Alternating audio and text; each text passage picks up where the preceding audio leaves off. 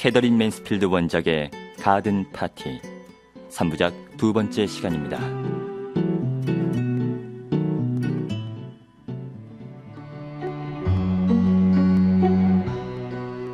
지난 이야기. 가든 파티가 열리는 날, 날씨는 화창했고 정원에서는 일꾼들의 손길이 분주하다. 로라는 일꾼들을 보고 신분의 벽을 뛰어넘어 친구가 되었으면 좋겠다고 생각한다. 로라네 가족들은 파티 준비로 들떠있다. 주방은 음식 준비로 분주하고 아름다운 백합꽃과 맛있는 슈크림이 배달되어 온다. 로라와 조주가 정원으로 나가려는데 사람들이 뭔가 수군거리고 있다.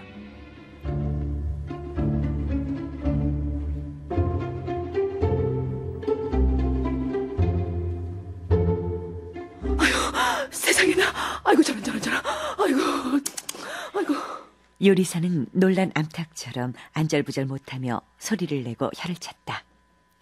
세디는 치통이라도 앓고 있는 사람처럼 자기 뺨을 두 손으로 감싸고 있었다.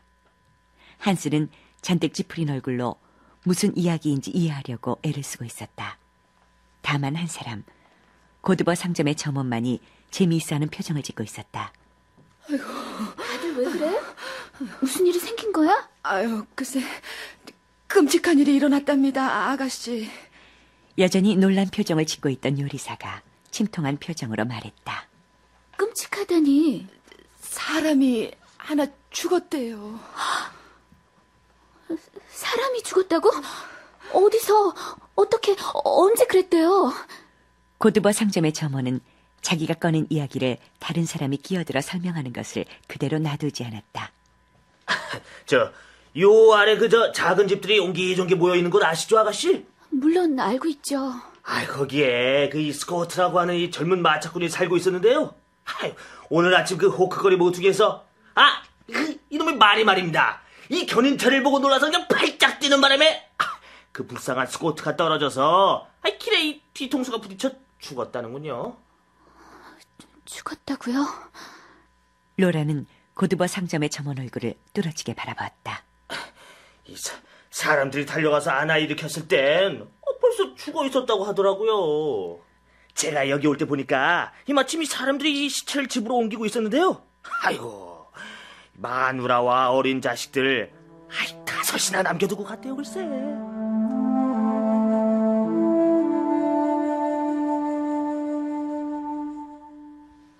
조즈, 이리 좀 와봐.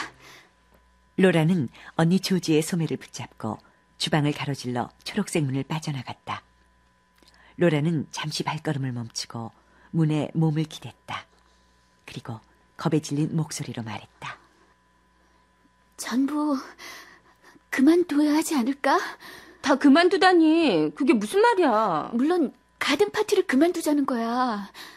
로라는 조주가 무엇 때문에 모르는 채 시치미를 떼는지 이해할 수가 없었다. 그런데 이상하게도 조주는 조금 전보다 더욱 놀란 듯한 목소리로 말했다. 가든 파티를 그만두자니. 얘, 그런 바보 같은 소리랑 아예 하지도 마라. 그런 식으로 일을 처리할 순 없어. 또 아무도 그걸 바라지도 않을 거야. 너 터무니없는 소리는 하지도 마. 바로 대문 앞에 살던 사람이 죽었어. 그런데 어떻게 파티를 할 수 있겠어? 사실 그 말은 정말 터무니없는 것이었다. 그 작은 오두막들은 가파른 고갯길 아래쪽 골목에 따로 모여 있었다. 그 집들과 이 저택 사이에는 널찍한 길도 하나 있었다. 그러나 따지고 보면 가까이에 있기도 했다.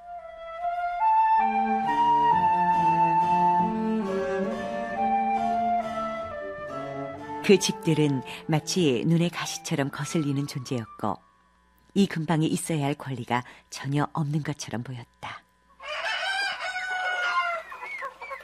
그 오두막 집들은 갈색 페인트로 엉성하게 칠한 작고 초라한 집들이었으며 좁은 뜰에는 양배추 몇 포기와 병든 암탉 몇 마리, 그리고 빈 토마토 깡통 외에는 아무것도 없었다. 굴뚝에서 나는 연기조차 가난에 찌들어 보였다. 누더기 조각처럼 가냘픈 연기는 셰리단 씨 저택의 굴뚝에서 곧게 솟아오르는 커다란 은빛 깃털 같은 연기와는 비교도 할 수 없었다. 그 골목에는 빨래하는 여자들과 굴뚝 청소부들, 구두 수성공들이 살고 있었으며 벽면 하나 가득 작은 세장을 걸어놓고 사는 사람도 있었다. 그리고 아이들도 많았다. 얘들아, 절대로 그 골목에 들어가서는 안 된단다. 상스러운 말투를 배우게 되거나 무슨 병이라도 옮으면 큰일이니까. 그러나 로리와 로라는 이따금 산보를 하면서 그곳을 지나치곤 했다. 그곳은 불쾌하고 더러웠다. 하지만 사람이라면 어디든 가보고 무엇이든 봐둬야 하지 않은가. 그들은 그런 생각을 하면서 그 길을 지나가곤 했다.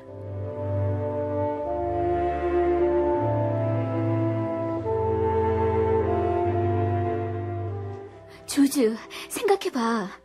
죽은 남자의 아내가 우리 집에서 나는 음악 소리를 들으면 기분이 어떻겠어? 아니, 로라! 너 정말? 마침내 조즈는 정색을 하고 화를 내기 시작했다. 그럼 누군가 사고를 당할 때마다 악단의 연주를 중지시켜야겠니? 그렇게 해야 한다면 사는 게 얼마나 고달프겠어. 나도 물론 너처럼 그 사람들에겐 정말 안 된 일이라고 생각해.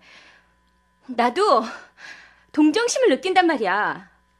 조지의 눈빛이 굳어졌다. 그녀는 두 사람이 어렸을 때 싸움할 때와 똑같은 눈초리로 로라를 쳐다보았다. 로라, 그렇게 감상적이 된다고 그 주정뱅이 마차꾼이 다시 살아나진 않아. 주정뱅이? 누가 그 사람 보고 주정뱅이래? 로라는 격렬한 말투로 조지에게 대들었다. 그녀는 두 사람이 이렇게 시비가 벌어졌을 때 흔히 입버릇처럼 말하던 대로 말했다. 엄마한테 가서 이를 거야. 그래, 얼마든지.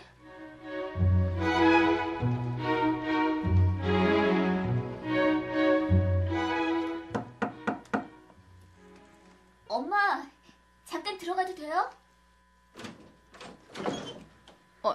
왜? 무슨 문제라도 있니? 얼굴빛이 왜 그러니? 셰리단 부인은 화장대에서 몸을 돌렸다.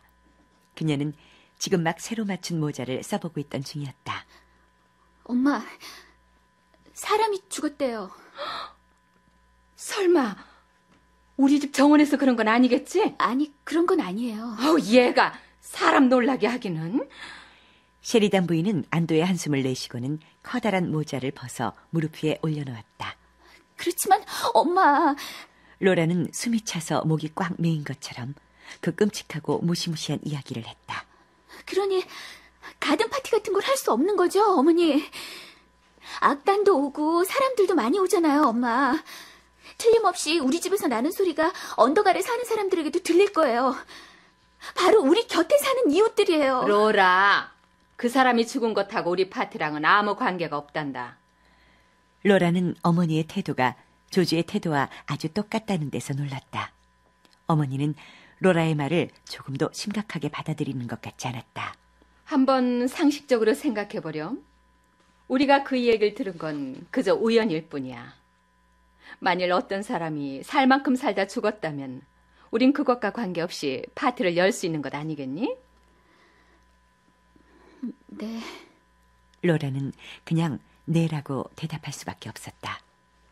하지만 마음속으로는 뭔가 잘못되었다는 느낌을 떨칠 수 없었다. 엄마, 우리가 너무 무심한 건 아닐까요? 얘는 셰리단 부인은 모자를 손에 들고 일어서서 로라에게 다가갔다. 그리고는 로라가 뿌리칠 사이도 없이 로라의 머리에 그 모자를 슬쩍 얹었다. 로라, 너에게 이 모자를 주마. 너한테 참 잘 어울리는구나. 나한테 너무 요란스러운 것 같아. 아우, 정말 그림처럼 예쁘기도 하지. 자, 어디 한번 거울에 비춰보렴. 셰리단 부인은 그녀 앞에 손거울을 비춰주었다.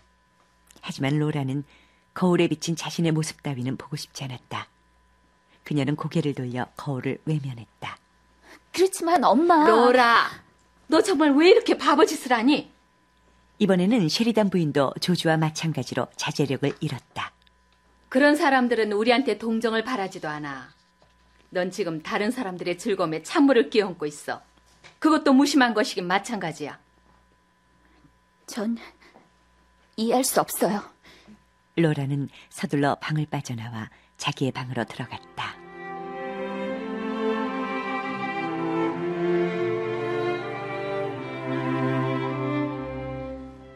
로라가 방에 들어섰을 때 정말 우연하게도 제일 먼저 그녀의 눈에 띈 것은 거울에 비친 자신의 모습이었다. 그것은 매력적인 소녀의 모습이었다. 황금빛 데이지와 길고 검은 벨벳 리본으로 장식한 검은 모자를 쓴 아름다운 소녀. 그것이 자신의 모습이었다. 그녀는 자신이 이렇게 매력적으로 보일 수 있다고는 상상도 해본 적이 없었다. 엄마가 말한 것처럼 내가 정말 그렇게 예쁜 걸까? 사실 그녀는 아름다워지고 싶었다. 그녀는 자신이 엄마한테 터무니없는 소리를 한 건 아닐까 하는 생각이 들었다.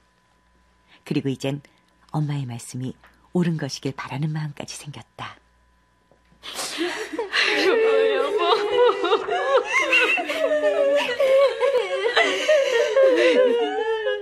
짧은 순간 그녀의 마음에는 그 가엾은 여인과 어린 아이들, 그리고 집안으로 운반되는 시신의 모습이 떠올랐다.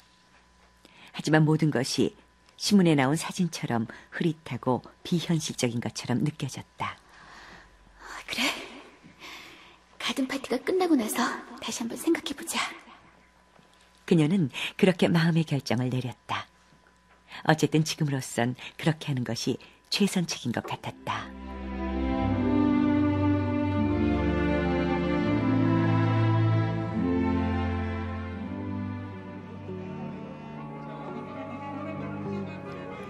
왁자지껄하던 파티 준비가 끝났다.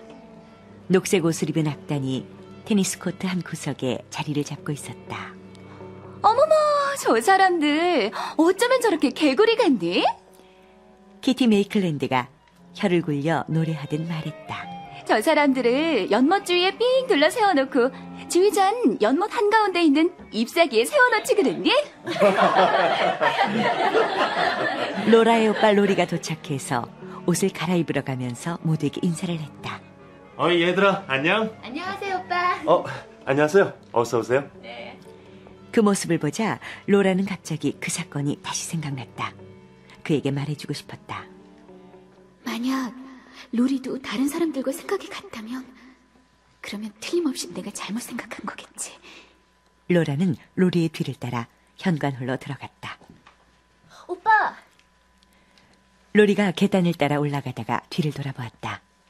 로라를 보더니 그는 무척 놀랐다는 듯이 볼을 불룩이면서 눈을 휘둥그레 뜨고 그녀를 바라보았다. 우와, 그거 정말 멋진 모자구나. 그래?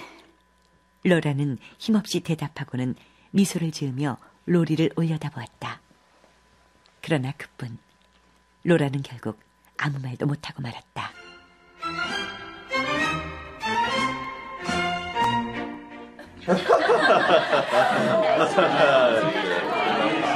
곧이어 많은 사람들이 몰려들기 시작했다. 악단은 음악을 연주했다. 임시로 고용한 웨이터들이 집과 천막 사이를 분주하게 돌아다녔다. 어디를 보아도 남녀 쌍쌍이 한가롭게 거닐거나 몸을 굽혀 꽃을 들여다보고 있었고 서로 인사를 나누거나 잔디 위를 거닐고 있었다. 그들은 마치 어디론가 가는 길에 잠시 셰리단 씨 정원에 내려앉은 화려한 색깔의 새들 같았다. 이 새들은 어디로 날아가는 것일까? 고생이라고 모르는 사람들이 함께 손을 맞잡고 뺨을 부비고 미소 지을 수 있다는 것은 얼마나 행복한 일인가.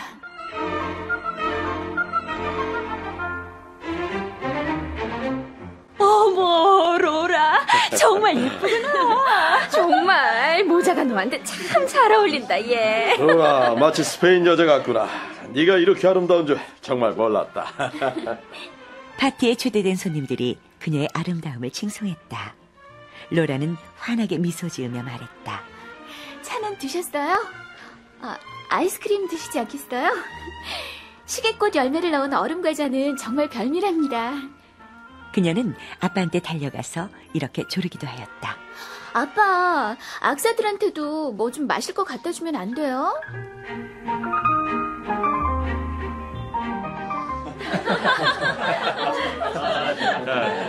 이윽고 이 흥겨운 오후는 활짝 피었다가 서서히 지는 꽃처럼 막을 내렸다.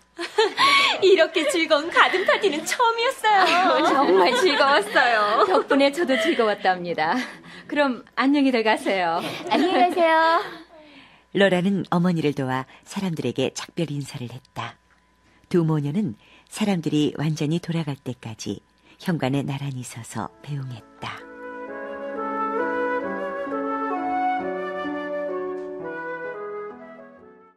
캐더린 맨스필드 원작의 가든 파티 2부를 마치겠습니다.